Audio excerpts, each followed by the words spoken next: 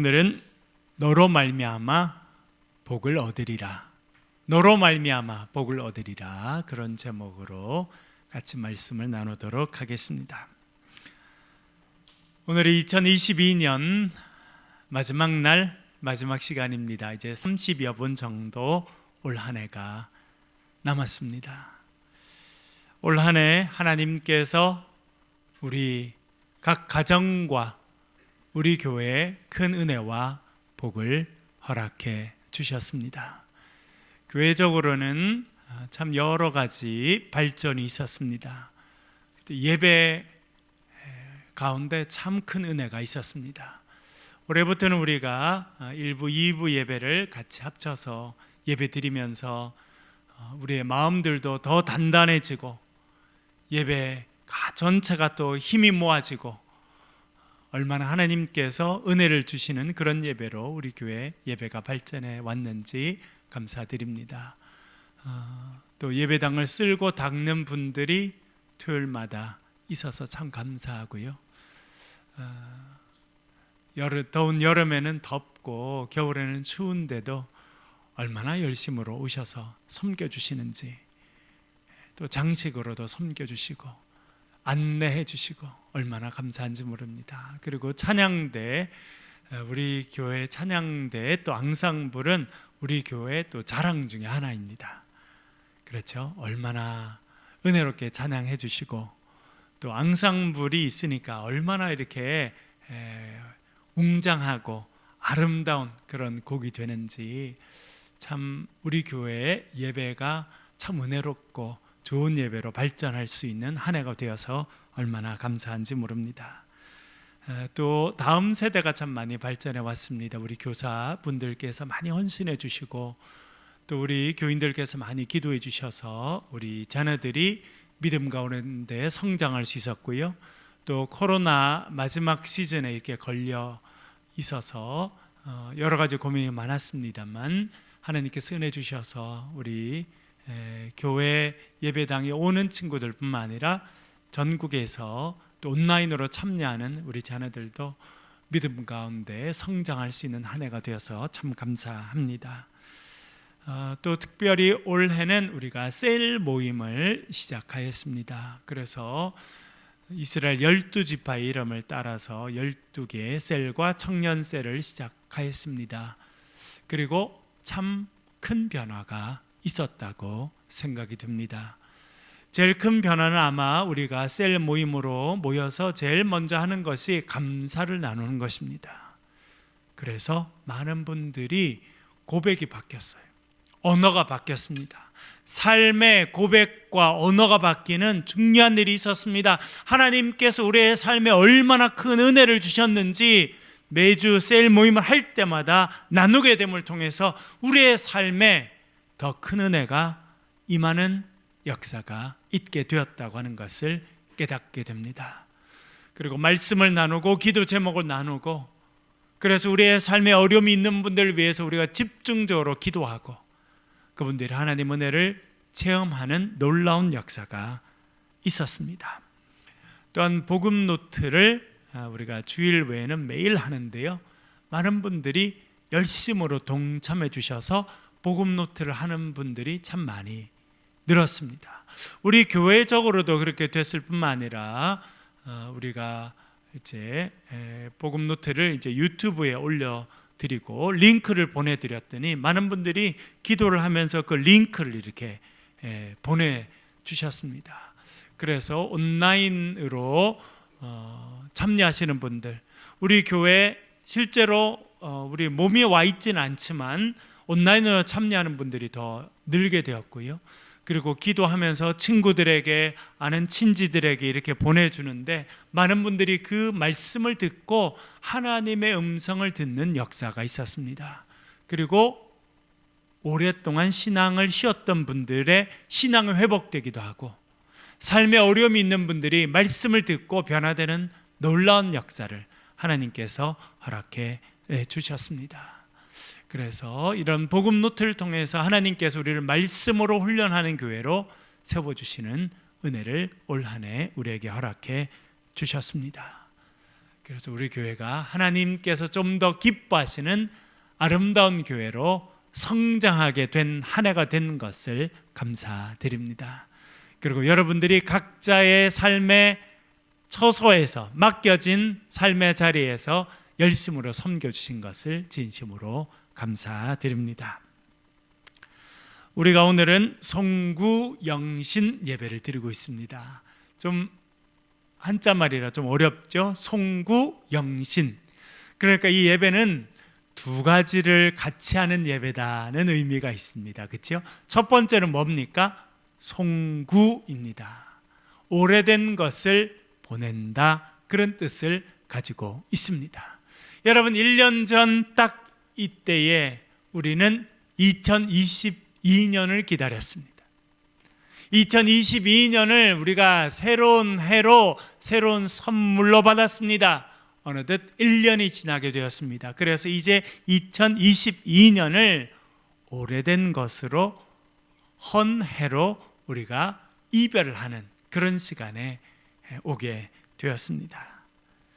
송구만 하는 것이 아니죠. 뭘 합니까? 영신, 새로운 것을 환영하고 받아들이는 것입니다. 이제 한 20여 번 후면 2022년이 가고 2023년을 하나님께서 우리에게 새로운 선물로 허락해 주실 것입니다. 여러분, 새로운 해를 선물로 받을 수 있다는 것이 얼마나 큰 기쁨이고 은혜인지 모릅니다. 하나님께서 2022년을 주셔서 열심히 살게 하셨습니다. 이제 2023년 희망찬 새해를 우리에게 선물로 허락해 주실 줄로 믿습니다. 먼저 송구한다. 다른 말로 하면요, 익숙한 것과의 이별입니다. 한번 따라해 볼까요? 익숙한 것과의 이별. 여러분, 익숙한 것과 이별하는 거 쉬운 일입니까? 어려운 일입니까? 어려운 일입니다. 내가 익숙했던 것, 평소에 가까이 했던 것, 눈을 감아도 금방 머릿속으로 그림이 그려지는 것이 익숙한 것입니다. 그것과의 이별, 참 힘든 일입니다. 그러나 새로운 것을 맞이하기 위해서 우리가 반드시 해야 될 것은 오래된 것, 익숙한 것과 이별하는 것이라, 그렇게 알려주고 있습니다. 오늘 본문 말씀에서 그것을 말씀합니다. 우리 창세기 12장 1절 말씀 화면을 보면서 같이 한번 읽겠습니다. 12장 1절 같이 읽겠습니다. 시작. 여호와께서 아브라함에게 이르시되 너는 너의 내가 내게 보여줄 땅으로 가라. 아멘. 여러분, 구약 성경에서 가장 위대한 사람으로 쓰임받았던 사람 중에 한 명이 아브라함입니다. 그래서 마태복음에 보면 예수님의 족보가 나옵니다. 그리고 예수님을 쭉 소개하면서 구약 성경에는 딱 두 명을 언급합니다. 아브라함과 다윗의 자손 예수 그리스도의 세계라 그렇게 말씀하고 있습니다. 예수님의 조상으로 두 명이 언급됩니다. 그 중에 한 명이 아브라함입니다. 하나님께서 아브라함을 부르셨습니다. 우리가 잘 아는 대로 아브라함을 믿음의 조상으로 세워주셨습니다. 그리고 아브라함을 이스라엘 민족의 첫 번째 조상으로 세워주셨습니다. 아마 기독교의 역사가 살아남는 한 이야기 될 사람 중에 한 명이 아브라함입니다. 그런데 하나님께서 아브라함을 부르실 때 명령하신 것이 있습니다. 그것이 무엇입니까? 고향과 친척과 아버지의 집을 떠나라는 것입니다. 그것이 첫 번째 명령이었습니다. 떠나라입니다.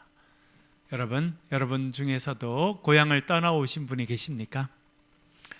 제가 고향을 떠나서 대학에 들어가서 학교를 다녔습니다. 대학 2학년쯤 됐는데 구약 성경 시간이었습니다. 제가 참 좋아하는 교수님이 그 과목을 가르치셨어요. 이스라엘 히브리 대학에서 박사학위를 받으시고 오셔서 구약을 가르치신 교수님, 제가 그 교수님을 얼마나 좋아했는지 대학 과정과 신학대학원 다 졸업하니까 그 교수님 수업을 8과목이나 들었더라고요. 제가 다음에 박사를 마치고 교수로 와서 그분 만나서 그랬습니다. 교수님, 제가 교수님 얼마나 좋아했는지 8과목이나 들었더라고요. 그랬더니 아유, 그렇게 많이 들었어? 그러시더라고요. 대학 2학년 때 그 교수님을 처음 만나게 됐습니다. 그런데 수업 시간에 갑자기 그 교수님이 수업하시다가 마시고는 저희들에게 질문을 하시더라고요. 여기서 고향 떠나서 객지에 온 사람 손 들어보세요. 그랬어요. 손을 많이 들었죠. 여러분, 요즘에는요, 그 장신대에서 신학을 공부하는 학생들 중에 절반 이상이 수도권 학생입니다. 경기도 서울 지역 출신이더라고요. 근데 저희들이 대학에 들어가서 공부할 때는요, 신학을 공부하는 학생들의 80%는 다 지방에서 올라온 그런 사람이었습니다. 그래서 기숙사에 얼마나 많았는지. 기숙사 배정을 받지 못하면 잘 데가 없잖아요. 그러면 사람이 빈대로 바뀌었어요. 빈대 아시나요, 여러분? 예. 기숙사 한 방에 4명씩 이렇게 배정이 되는데, 기숙사 방 배정을 받지 못해서 기숙사 정식 멤버는 아니지만 기숙사에 와서 잠을 자는 사람을 우리는 빈대라고 불렀거든요. 얼마 전에 어느 우리 목사님들 모임에서 갔더니 내가 빈대 출신이다 이렇게 고백하는 분들이 많으시더라고요. 그렇게 지방에서 고향을 떠나서 서울로 가서 공부하는 학생들이 참 많았습니다. 그 교수님이 그렇게 고향을 떠나서 멀리 와서 공부하는 사람은 손을 들어보라는 거예요. 그래서 제가 손을 들었어요. 여러 학생들이 손을 들었습니다. 그랬더니 뭐라는 줄 아세요? 여러분들이 복받은 사람이라는 거예요. 아니, 우리는 고향 떠나가지고 객지에 와서 사는 거 참 힘든데 교수님 왜 그러시나? 왜 복받은 사람이라고 하시나? 그랬더니 교수님 말씀에 내가 구약 성경을 열심히 연구해 봤더니 구약 성경에서 크게 쓰임받은 많은 사람들은 고향을 떠난 사람들이라는 거예요. 그 중에 한 명이 아브라함이라는 거예요. 그 말씀이 참 저에게는 위로가 되었습니다. 여러분, 고향을 떠나는 것 쉬운 일이 아닙니다. 삶의 터전을 떠나는 것 쉬운 일이 아닙니다. 그러나 그렇게 떠나는 것이 하나님께서 아브라함에게 부탁하시고 요구하신 첫 번째 일이었습니다. 그 하나님 우리에게도 말씀하십니다. 고향을 떠나라. 친척과 아버지의 집을 떠나라. 그렇게 말씀합니다. 그것은 당장 여기서 짐을 싸서 이민을 가라. 그런 말씀이 아닙니다. 내가 하나님보다 더 의지하고 있는 곳에서 떠나라는 것입니다. 옛날의 삶의 방식에 놓여있던 그곳에서 떠나라는 것입니다. 하나님의 새로운 역사에 나아가지 못하고 묶여있는 그곳에서 떠나라 말씀하고 있는 것입니다. 제가 신약 성경에서 좋아하는 인물 중에 한 명은 바디메오입니다. 마가복음 10장에 나오는 바디메오. 제가 언젠가 한번 말씀드렸습니다만 제가 처음으로 영어로 설교를 만들었던 본문이, 그래서 영어 설교를 처음 했던 본문이 마가복음 10장 바디메오입니다. 나중에 박사과정에 들어가서 성서학자들이 모이는 매년 11월 말이면 정말 수천 명의 전 세계 성서학자들이 미국에 모여서 성서 컨퍼런스를 하게 되고 하는데 이제 많은 섹션들이 있어서 거기서 논문을 발표하는데, 제가 평생 처음으로 그런 학자들 앞에서 발표한 논문도 마가복음 10장에 나오는 바디메오 이야기입니다. 그래서 저는 때때로 바디메오 이야기를 읽어봅니다. 그 바디메오는 소경이었고 거지였습니다. 구걸하는 인생이었습니다. 그러다가 예수 그리스도의 소문을 듣게 됩니다. 그리고 하루는 예수님이 지나가신다는 소식을 듣습니다. 그가 벌떡 일어나서 큰 소리칩니다. 다윗의 자손 예수여, 나를 불쌍히 여기소서. 그런데 옆 사람들이 입 다물라고 말합니다. 야, 입 다물어, 시끄러워. 그런 말을 들었지만 그는 그만두지 않습니다. 다시 한번 더 크게 소리칩니다. 다윗의 자손 예수여, 나를 불쌍히 여기소서. 그랬더니 예수님께서 그를 불러오라 말씀하십니다. 그래서 제자들이 와서 바디메오에게 말합니다. 야, 일어나라, 예수님 너를 부르신다. 그렇게 말합니다. 그때 그는 이렇게 행동합니다. 마가복음 10장 50절을 같이 한번 읽어보겠습니다. 10장 50절 같이 읽겠습니다. 시작. 맹인이 겉옷을 내어버리고 뛰어 일어나 예수께 나아오거늘. 아멘. 뭘 버렸다고 말합니까? 맹인이 겉옷을 내버리고. 아브라함이 고향 친척 아버지의 집을 떠났습니다. 그리고 하나님의 역사에 동참하게 되었습니다. 이 맹인 거지 바디메오는 입고 있던 겉옷을 벗어 던져버렸다는 것입니다. 여러분, 그의 겉옷은 어떤 의미였겠습니까? 사실은요, 이 거지에게 있어서는 가장 중요한 값이 나가는 물건이 겉옷이었습니다. 여러분, 집에 가면 겉옷 많이 있으시죠? 그래서 우리는 여름에 입는 옷, 가을에 입는 옷, 겨울에 입는 옷, 그렇게 집에 옷이 참 많습니다. 우리가 잘 살아서 그래요. 우리 조상들, 조선시대 대부분의 사람들은요, 단벌로 지냈습니다. 옷이 하나밖에 없었어요. 이 바디메오에게 있어서 이 옷은요, 유일한 재산 목록 1호였습니다. 가장 중요한 것이었습니다. 추위로부터 자기의 몸을 지켜주는 것이었고, 더위로부터 자기의 몸을 지켜주는 것이었습니다. 그리고 자신에게도 감추고 싶은 일이 있지 않았겠습니까? 자존심을 지켜줄 수 있는 것이 그 옷이었습니다. 그것을 벗어 던졌다는 거예요. 추위로부터 자기를 막아주고, 더위로부터 자기를 막아주고, 자기의 감추고 싶은 것을 감출 수 있는 것이 겉옷이었지만, 겉옷을 걸치고 있는 한 그는 소경이요 거지의 삶을 살아갈 수밖에 없었습니다. 그것을 벗어 던졌다, 그렇게 말해줍니다. 여러분, 우리도요, 주님 앞에 나아가기 위해서 겉옷을 벗어 던지는 결단이 있으실 수 있기를 간절히 바랍니다. 많은 분들이 왜 주님 앞에 나오지 못합니까? 겉옷을 벗어 던지지 못해요. 많은 사람들은 교회에 나오지만 여전히 사회적인 지위라고 하는 옷을 입고 나옵니다. 자존심이라고 하는 옷을 입고 나옵니다. 나의 지식과 배경이라고 하는 옷을 입고 나와 있습니다. 그래서 그것을 벗어 던지지 못합니다. 하나님께서는 새로운 역사에 우리를 부르시는데 우리는요, 옛날 옷을 입고 그대로 앉아 있습니다. 그리고 구경꾼으로 전락한 사람들도 많습니다. 여러분, 이 바디메오 이야기가 참 재밌는 일은 뭔지 아십니까, 여러분? 예수님 옆을 따라다니는 사람들이 많이 있었어요. 심지어 갈릴리에서부터 지금 이 여리고까지 내려오면서 예수님 옆에 머물면서 예수님 말씀을 듣고 오병이의 기적을 일으켜 주시면 그 떡도 얻어먹고 물고기도 얻어먹고 했던 사람들이 참 많았다고 생각됩니다. 무리를 형성해서 예수님을 따라다녔어요. 그런데 그 중에 많은 사람들은요, 처음부터 끝까지 구경꾼으로만 남아있는 사람이 많습니다. 바디메오는요, 여리고에서 처음 예수님을 만나게 됩니다. 그것도 눈이 멀어서 예수님을 보지도 못하고 예수님 지나간다는 소식만 들었지만 그는 담대히 예수님께 소리쳤습니다. 예수님께서 말씀하실 때 그의 겉옷을 벗어 던지고 주님 앞에 나아갔습니다. 그래서 그의 인생이 바뀌게 되었습니다. 여러분, 2022년을 보내는 이 시간, 여러분의 낡은 겉옷을 벗어 던질 수 있기를 간절히 바랍니다.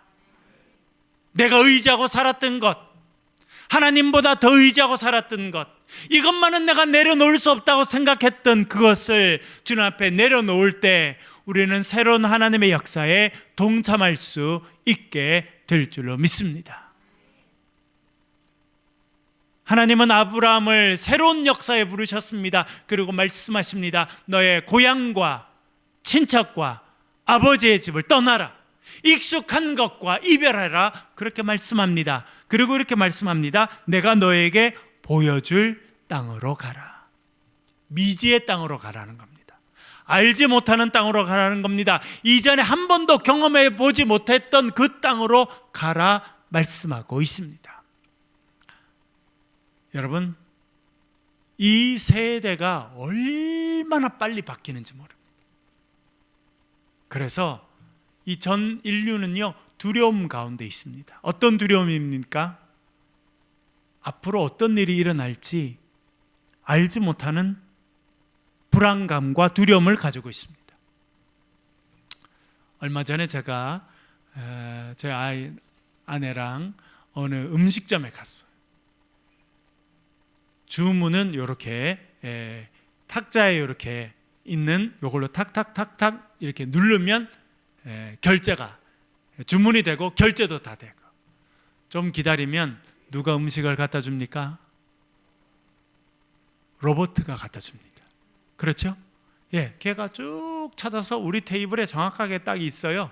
그리고 음식을 이렇게 딱 내리고 나면 버튼을 눌러주면 돼요. 제자리 가라고 버튼을 딱 눌러주면 걔는 다시 갑니다. 전에는 사람이 했던 일들, 그렇죠? 주문을 받는 일, 음식을 갖다 주는 일들 다 사람이 했는데, 이제는요, 곳곳에서 로봇이 하고 있습니다. 우리의 삶이 아주 빠르게 변하고 있다는 것입니다. 한편으로는요, 우리 사람들이 해야 될 직업들이 점점 사라집니다. 기차 가끔 타보시죠, 여러분? 버스도 타보시죠? 옛날에 기차 탈 그 표 살 때 어떻게 했습니까? 역에 가서 막 줄 쭉 서가지고, 그렇죠? 지금은요, 서울역에 가봐도 줄 서서 표를 끊는 사람은 10명, 20명도 안 됩니다. 어떤 데는요, 아예 거기 서 있는 사람이 없습니다. 왜? 전부 다 핸드폰으로 다 하니까요. 옛날에는 뭐 창구가 10몇 개씩 있어가지고 서울역 같은 데는 다 사람들이 서가지고 그렇게 했는데, 그런 직업들이 싹 없어졌습니다. 점점 더 없어집니다. 그래서 위기를 경험하는 거예요. 삶이 얼마나 빨리 바뀌는지 모릅니다. 우리가 알지 못했던, 경험하지 못했던 시대를 이제 살아가야 되는 것이 우리의 삶의 현실이라는 거예요. 그런데 성경은 뭐라 말씀하시냐면, 아브라함에게 내가 너에게 보여줄 땅으로 가라, 그렇게 말합니다. 네가 아직 알지 못하는 땅, 한 번도 가보지 못했던 땅, 그 땅으로 가라 말씀하고 있는 것입니다. 그러니까 여러분, 어떻게 보면 이 미지의 세계를 가장 잘 걸어갈 수 있는 사람들이 우리 믿음의 그리스도인들이라 말할 수 있습니다. 이왕 우리는 알지 못하는 길을 걸어가야 될 사람들이라 성경이 그렇게 알려주고 있는 것입니다. 그런데 하나님께서 아브라함을 부르셔서 알지 못하는 미지의 땅으로 가라 하신 이유가 있습니다. 그것이 무엇입니까? 2절 같이 읽어보겠습니다. 2절 말씀 같이 읽겠습니다. 시작. 내가 너로 큰 민족을 이루고 내게 복을 주어 내 이름을 창대하게 하리니 너는 복이 될지라. 아멘. 하나님께서 아브라함을 부르십니다. 본토 친척 아비의 집을 떠나라 말씀하십니다. 네가 알지 못하는 미지의 땅으로 가라 말씀하십니다. 그 목적이 있습니다. 왜 그렇게 하라는 것입니까? 뭐가 되게 하겠다 말씀하십니까? 복이 되게 하겠다. 복이 된다는 것은 빛이 된다는 것입니다. 여러분, 어두운 방에 들어가 보셨죠? 옛날에 시골에서는 뭐 불을 켜고 이런 게 없고, 아까 오면서도 그런 이야기를 했는데 제 아내가 전기가 안 들어온 그런 걸 잘 모르겠다 그랬는데, 저는 실제로 저희 어릴 때 전기가 안 들어왔거든요. 그래서 마실에 갔다가 이렇게 외할머니 댁에 갔다가 오면 집에 불이 아무것도 안 켜 있어요. 그러면 제일 먼저 뭘 해야 됩니까? 성냥을 찾아서 성냥에 불을 이렇게 탁 켜서, 그 다음에 호롱불에다 이렇게 등잔불이죠, 이렇게 기름 이렇게 심지 올리는 거기다가 하기 전에 성냥을 탁 켜야 되는데, 어릴 때도요, 그 성냥개비에서 성냥개비 하나를 내가지고 성냥통에서 화약 이렇게 빨간 거 붙어 있는 데다 탁 이렇게 키면 갑자기 어두웠던 방에 밝아진다는 걸 알았어. 와, 여러분, 성냥불 얼마나 작습니까? 그런데 그게 하나가 탁 켜지면요, 갑자기 어둠이 휙 물러가고 밝아진다는 것을 보고 어릴 때 참 인상적이라 생각했습니다. 여러분, 하나님께서 우리를 불러서 빛이 되게 하신다고 하는, 복이 되게 하신다고 하는 것은 저와 여러분을 빛으로 불러주셨다라고 하는 것입니다. 여러분, 올 한 해도 하나님께서 이렇게 세워주셨습니다. 내년 한 해도 하나님께서 우리를 복으로 불러주시고 이 땅에 빛으로 사용해 주실 줄로 믿습니다. 그런데 우리가 잘 알아야 되는 게 있습니다. 그것은 무엇이냐면 우리 자체가 빛은 아니라는 겁니다. 자, 저와 아내가 요즘에는 너무 추워서, 추울 때는 잘 나가지 않습니다만 최근까지도 밤에 아주 많이 걸었어요. 한 10,000보 정도, 어떤 데는 15,000보 정도. 놀라지도 않으시네요, 여러분. 그러면 1시간 반에서 2시간을 걸어야 된다는 뜻이거예요. 네. 그런데 밖에 가면 얼마나 좋은지. 요즘에는요, 걷는 길들을 참 잘 만들어 놨잖아요. 그래서 밤에 가면 별이 보여요. 별도, 하얀 별도 있고요, 노란색 별도 있다는 걸 알게 됩니다. 자주 보니까. 그런데 별보다 훨씬 더 밝은 게 있죠. 그게 뭡니까? 달이에요, 달. 그래서 달이 떠 있으면 세상이 환합니다.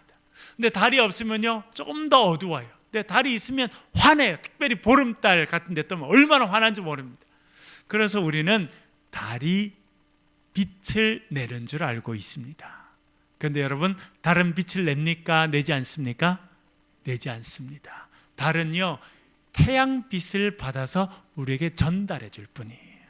그것이 저와 여러분의 역할이라는 것을 기억하시길 바랍니다. 우리가 복이 된다는 것은요, 우리가 빛이 된다는 거예요. 그런데 우리 자체가 빛이 되는 것이 아니라 빛이신 주님께서 우리의 삶을 비춰주실 때 우리 그 생명의 빛을 우리가 다른 사람들에게 전달해주고 비춰주고 반사해주는 역할을 한다는 것을 기억하실 수 있기를 간절히 바랍니다. 그리고 다른 말로 하면요, 축복의 통로가 된다는 것입니다.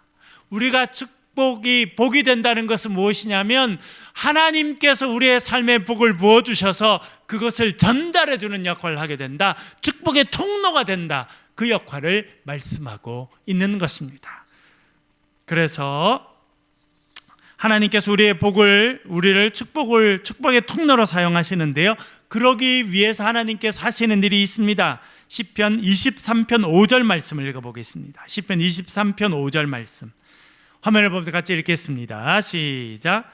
주께서 내 원수의 목전에서 내게 상을 차려주시고 기름을 내 머리에 부으셨으니 내 잔이 넘치나이다. 아멘. 여러분, 하나님께서 우리를 축복의 통로로 사용하시길 원하시는데 그 전에 하시는 일이 있습니다. 그것은 무엇이냐면 우리의 인생의 잔에 기름을 넘치도록 부어주신다는 것을 기억하실 수 있기를 간절히 바랍니다.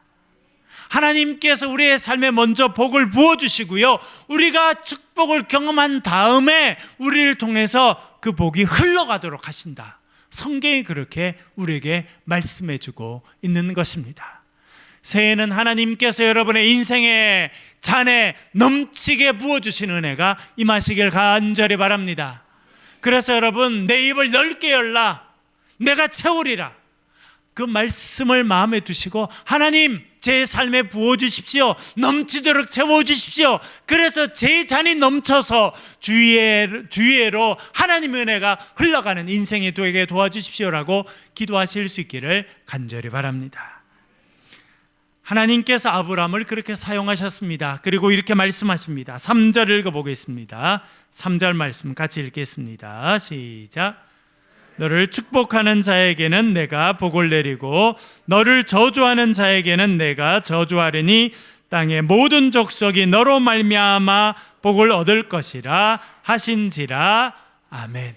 여러분, 하나님께서 아브라함에게 주신 진정한 복이 여기 있습니다. 그것은 무엇이냐면 땅의 모든 족속이 너로 말미암아 복을 얻으리라. 그래서 내년 2023년 표 우리 앞에 걸어 두었습니다만 그림을 한번 보여주시고요. 이렇게 우리가 정했습니다. 뭐라고 되어 있습니까? 너로 말미암아 복을 얻으리라. 할렐루야. 예, 그림 내려주시고요. 여러분, 새해는요, 하나님께서 여러분을 통해서 세상의 모든 족속들을 축복하시는 역사가 있게 되기를 간절히 바랍니다. 제가 이제 새해가 되면 좀 더 말씀을 드리겠습니다만, 그 일을 하나님께서 이제 우리 교회에 맡겨주실 것으로 기대하고 있고, 또 저도 1월 이제 둘째 주를 섬기고는 한 10일, 11일 정도 에티오피아에 가서 그 일을 할 것 같습니다. 지난번에 우리 이은영 선교사님, 케냐에 계신 이은영 선교사님 오셔서 말씀하셨죠. 그래서 에티오피아가 내전도 있고 120만 명 정도의 사람들이 굶어 죽는 끔찍한 일들도 80년대에 그렇게 있었지만 90년대, 특별히 2000년대 오면서 교회가 폭발적으로 성장한답니다. 그래서 많은 교회가 세워지고 많은 지도자들이 필요한데, 그 지도자들이 교육을 많이 받지 못하고 한 분들이 많아요. 그래서 이번에 가서 그분들을 신학 교육하고, 또 지도자들을 양육하고 신학교에서도 강의하고, 그런 일들을 이번에 하려고 합니다. 그래서 제가 또 그 일을 또 이제 먼저 감당하기 위해서 가려고 준비하고 있습니다. 또 많은 분들이 벌써 기도해 주시고 후원해 주셔서 그렇게 하고 있는데요. 제가 이번에 하나 알게 된 게 있어요. 그건 뭐냐니까, 에티오피아가 우리나라 6.25 전쟁 때 참전했던 16개 나라 중에 한 나라더라고요. 군인들이 심지어 6,000명 정도 왔더라고요. 그 중에 122명이 우리나라에서 전사했던 나라구나 하는 것도 알게 됐습니다. 그런 면에서 우리가 또 빚을 갖고 있구나, 그런 생각들도 우리가 하였는데요. 하나님께서 우리 교회를 통해서, 우리 가정을 통해서, 우리 공동체를 통해서 세상의 모든 백성들이 복을 받는 은혜를 허락해 주실 줄로 믿습니다. 그리고 4절 말씀 이렇게 말씀하는데요. 읽어보겠습니다. 같이 읽겠습니다. 시작. 이에 아브라함이 여호와의 말씀을 따라갔고 롯도 그와 함께 갔으며, 아브라함이 하란을 떠날 때에 75세였더라. 아멘. 여러분, 제가 퀴즈를 하나 내보겠습니다. 우리 조선시대 때 평균 수명이 얼마였겠습니까? 조선시대 때 이제 연구를 한 교수님이 있어요. 그래서 조선시대 때 몇 살 정도까지 평균으로 사람들이 살았을까요? 35세였습니다. 35살. 거기에는 많은 유아 사망률이 들어가 있습니다. 어린아이들이 어릴 때 많이 죽게 되니까. 물론 조선시대 때도 70, 80 이렇게 산 분도 있었지만, 어떤 한 분의 연구에 의하면 조선시대 때 평균 수명은 35살이었다는 거예요. 그럼 여러분, 아브라함 때는 몇 살이었겠습니까? 제가 생각해보니까 절대 35살 넘지 않았을 것 같아요. 그런데 아브라함이 지금 하나님의 명령을 받고 떠날 때 몇 살이었다고 성경이 기록합니까? 75세. 노인도 너무 노인이었어요. 그런데 여러분, 하나님은 그때 그를 부르시고 그 75세 된 아브라함을 통해서 하나님의 놀라운 역사를 이루셨다는 것입니다. 여러분, 그것이 우리에게 큰 위로입니다. 너무 늦지 않았습니다. 우리 모두가 하나님 앞에 쓰임받기에 충분한 나이입니다. 그래서 새로운 꿈을 꾸시고, 너로 말미암아 세상 모든 족속이 복을 얻게 될 것이다, 이 말씀이 이루어지고 말씀을 실천하시는 저와 여러분 되실 수 있기를 주의 이름으로 간절히 축원합니다.